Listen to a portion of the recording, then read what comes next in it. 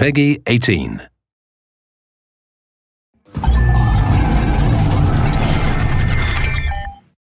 Hello everyone, I'm Colin Graham. I'm the animation director on Watch Dogs, and today I'm excited to present to you a vertical slice of the Watch Dogs free roaming experience. So actually, this is not a mission. Everything we're going to showcase today is completely systemic, and we're free to do as we please. We start off in the wards, the low-income district of our interpretation of Chicago. When creating the world of Watch Dogs, we wanted to stay true to the city and give a unique flavor to each and every neighborhood, not only in terms of the architecture, but also in terms of the people that you'll encounter and what is happening in their day-to-day lives. In the wards, you'll see working-class citizens, rusty cars, gang members, abandoned houses, and low-grade pawn shops. It's really not the kind of place that you're going to want to be alone after dark. Nowadays, modern cities are increasingly managed by software, controlling traffic lights, electricity grids, and surveillance systems. In our version of Chicago, this management software is called CTOS, or the Central Operating System. The CTOS controls everything in the city, and it was created by the Bloom Corporation. Since the CTOS has been installed in Chicago, people get to work faster, the crime rate is dropped, and the communication networks are now more accessible and stable than they ever were before. It goes without saying that if everything is connected, somebody able to take over the system would be extremely powerful. At this point in the game, we don't have control over this district's CTOS system. The icons that you see over people's head mean that we cannot hack into their mobile devices at the moment. We need to find the CTOS control center, install a backdoor virus into the system to take control over all of the infrastructure in this district. There it is, the CTOS control center.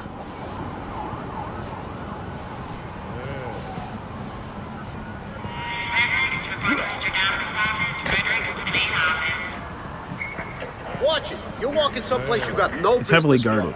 Let's see if we can find the server access codes from a distance. With cameras, we can explore restricted areas without being spotted, tag different guards, and access details on their lives. What the hell is she doing with that weasel motherfucker? It seems that Bloom employees all have a sort of shady past. There it is, the access code to the server room. Unfortunately, we can't access the server via the cameras. We need to sneak inside. One thing that was really important to us when we designed Watch Dogs was to fully support different player styles. Every situation in the game can be tackled the way the player sees fit. In this situation, we can go all out guns blazing, completely stealth without the guards ever seeing us, or we can hack from a distance without ever setting foot inside the restricted area. Let's hack this forklift. Aiden can use the environment to distract and lure guards. Pretty much anything you hack has multiple functions. So, for example, you could use this forklift to access the roof, or you could use it to create cover. Hacking in Watch Dogs is all about player expression. Let's set an improvised explosive device so we can hack it a little bit later.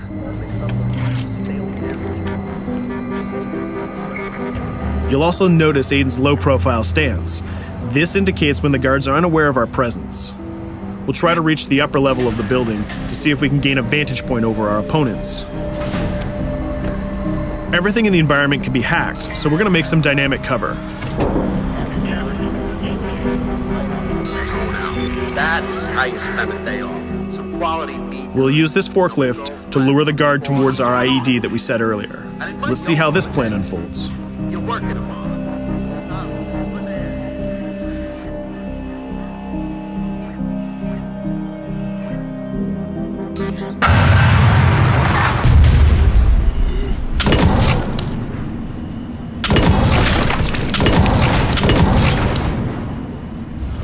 What you just saw is called focus.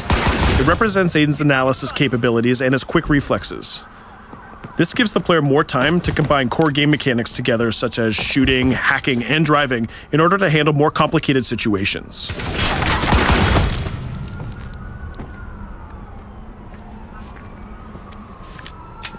Now we can access that control room.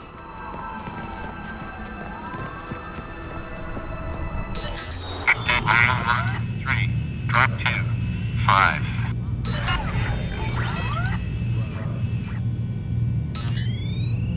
Now we'll be able to hack all of the devices connected to the CTOS within the districts. Thousands of cameras, traffic lights, the electricity grid, and most importantly, all of the citizen information profiles. We can also benefit from the Chicago Police Department Crime Prediction System, which uses facial and pattern recognition to spot potential criminals or potential victims.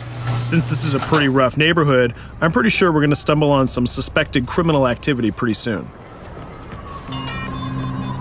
And there it is. The system just pushed an alert of a potential crime. We can see the system trying to triangulate the location on our minimap. Take note, this isn't a mission. This can happen anywhere at any time. We've just spotted a potential victim. It's always up to the player if he wants to investigate or not, to take action or not. So let's see how this turns out. Yeah, you're right. Could I just...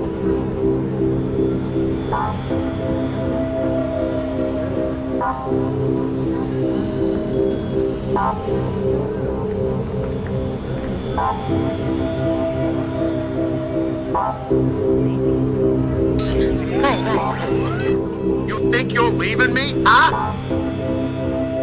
Jesus, I told you to stay away from me! You belong to me now. Get it? You better leave or I'll call the cops! I'll fucking kill you, goddammit! Get off! Yo! That was close. Good thing that we intervened. We managed to prevent the crime, but we triggered a chase. From here, the criminal's behavior is unpredictable. He can try to get away, shoot back at us, surrender, or call for backup.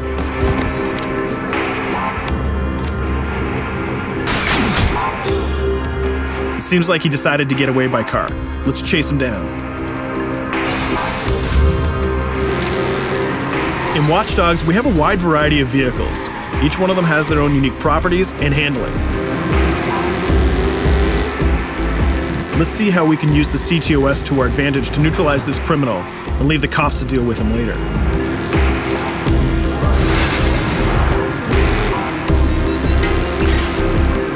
The chase stops right here. Using the blockers usually reserved for the cops during interventions, we managed to stop this criminal without killing him.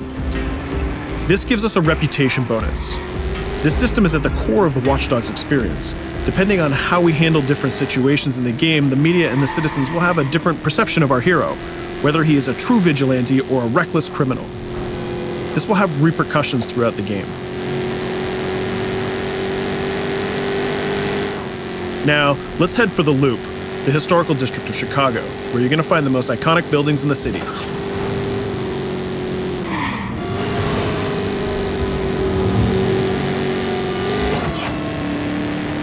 We're going to go to a gun shop to see what arsenal is available for players. The economy is a big part of Watch Dogs. Players will be able to grow their arsenal with weapons and craft their tools in order to increase their power and their hacking abilities.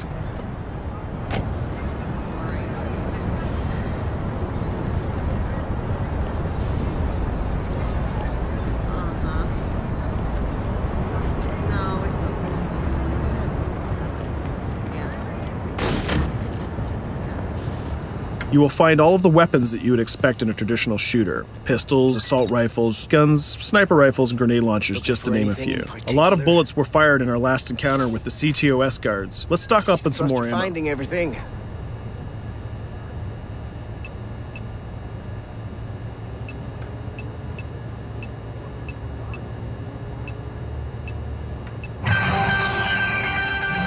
As we mentioned earlier, the media keep track of your actions and the citizens are going to react according to the perception that they have of you. Here, the media is reporting a crime in which you are the #1 suspect. The gun shop owner recognized you and decided to trigger a silent alarm to notify the police. Copy that. Possible wanted suspect presumed armed and dangerous. Police are now trying to locate the source of the threat using the surveillance system in the city, represented by the yellow circles on the minimap. Come in, PH3.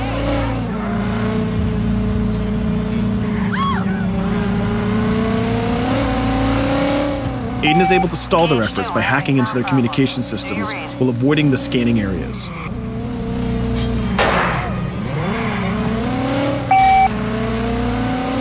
PH units, do you copy? Repeat, squad to all PH units. Once they've lost our trail, we can go back to our activities.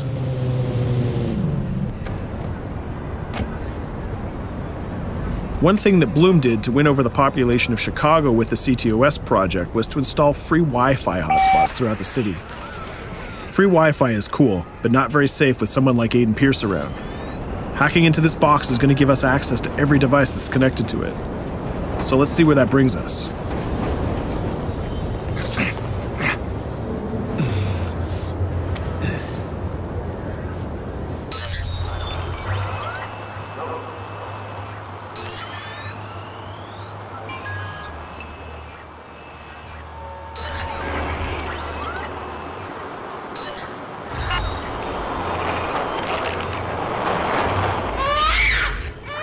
We just hacked into the webcam of a laptop. It seems that we're in the apartment of a mother and we can hear her baby crying in the background. Her bank information is in her mobile phone sitting right there on the table in front of us. It's totally up to the player whether we decide to steal it or not. Of course, this won't affect our reputation because nobody can witness this action. Just like in real life, nothing is totally black or white, but rather many shades of gray. This is exactly the situation where we want the player to question his own morality. Let's go withdraw that money. If you think that you're alone, think again. Aiden is not the only hacker in town. Someone's trying to install a backdoor virus on Aiden's phone in order to steal a portion of the information that he's gathered through the game so far. First, we're gonna have to reach the area where the signal is coming from.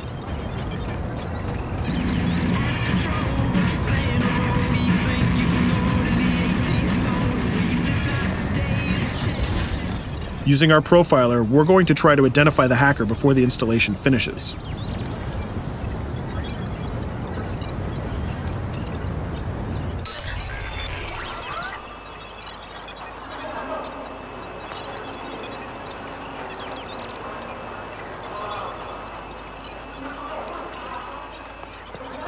There he is. In Watch Dogs, things aren't always what they seem to be. This is actually another player that seamlessly came into our single-player experience. Let's not let him get away with this. We're going to teach this guy a lesson.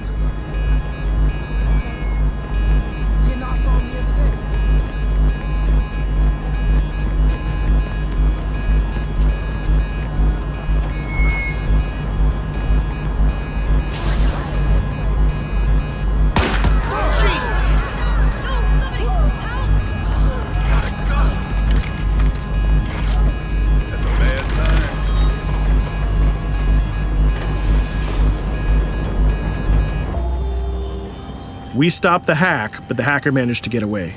I don't know about you, but we can't let this pass by. We need to retaliate. Using the grid, let's see if we can find that second player. There he is. Let's enter his game seamlessly.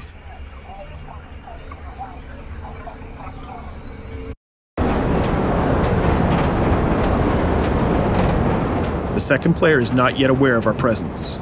If we act carefully, he might think that we're one of the many NPCs in the city.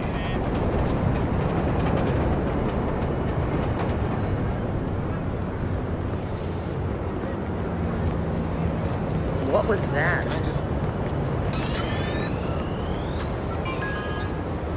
So let's find a place to hide and start hacking. What's going on?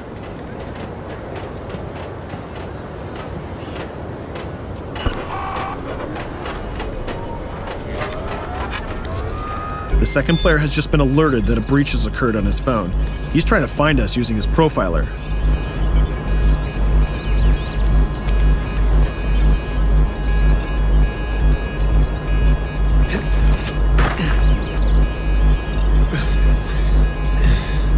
He's dangerously close. Let's hide in the car. We're spotted. Let's get out of there.